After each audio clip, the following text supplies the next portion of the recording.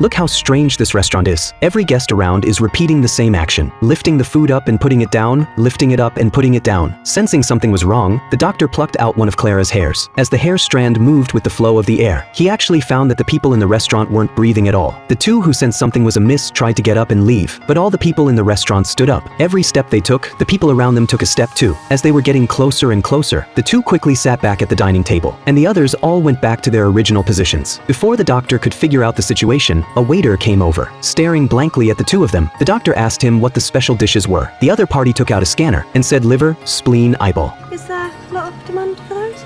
At this time, the doctor said to Clara, he thought the waiter wasn't talking about the menu but about them. Then the doctor tore off the waiter's mask and surprisingly found that he was a robot. At this moment, the two were firmly shackled by the iron hands on the chairs and dropped directly down to the lower part of the restaurant. Then they were locked in the basement. Taking advantage of no one around, the doctor told Clara to quickly unlock the iron cuffs on their bodies. After breaking free from the restraints, the two came to the center of the basement and looked at the dormant robot. He should be the leader here. After careful observation, the doctor found that his two hands were actually different in appearance. It was highly likely that they were assembled from the limbs of different people. He was trying to transform into a human bit by bit. At this time, the leader's hand actually moved. The two sensed the danger and wanted to leave here, but the moment the doctor got out, the door closed. Clara looked at the surrounding robots in despair and quickly held her breath. But after 60 seconds, she still revealed her identity. The leader began to question Clara where the other person was. "If you don't say, I'll kill you." It turned out that this wasn't a restaurant but a spaceship. These robots specifically collected human organs to power the spaceship and escape from this planet. The alien leader continued to press Clara. "Where exactly is the other person?" Clara extended her hand towards behind her. The next second, the doctor tore off his disguise and appeared in front of them, because he hadn't left from the very beginning. After learning the secrets of the alien robots, the lizard woman leaped forward, ready to rescue the doctor and Clara. The leader sensed the danger and got into the escape pod to leave. The doctor followed closely behind. They came to the upper part of the restaurant. The leader quickly activated the escape pod switch. The next moment, the restaurant started shaking. A huge balloon made of countless human skins flew towards the sky. Then the doctor tussled with the robot leader. At this time, the lizard woman was surrounded by countless robots. When her life was hanging in the balance, the robots all fell to the ground. Outside, a hat slowly fell. At the very top of the church, the body of the leader was impaled. His death also made the other robots lose their mobility. The doctor successfully resolved the crisis. At the end of the story, the robot leader woke up. While he was wondering where he was, the woman beside him smiled and said to him, "Welcome to heaven."